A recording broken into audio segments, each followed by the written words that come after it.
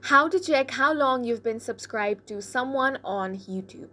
Hi guys, welcome to our channel. Let's get started. So open up a web browser and now you want to log into your Google account.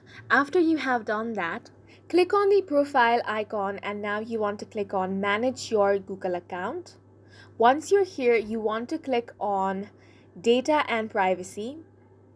Now scroll down and click on YouTube history. Now from here, you want to click on Manage History. Now from here, click on Interactions. Now from here, click on Channel Subscriptions. Once you do that, you're going to find all the subscriptions that you have made. Now, if you want to check out how long you've been subscribed to them, you can simply click on it and here you can find the date when you subscribed. And that is it for this video. We hope you guys found it helpful. Please make sure to hit the like button and subscribe for more helpful tutorials.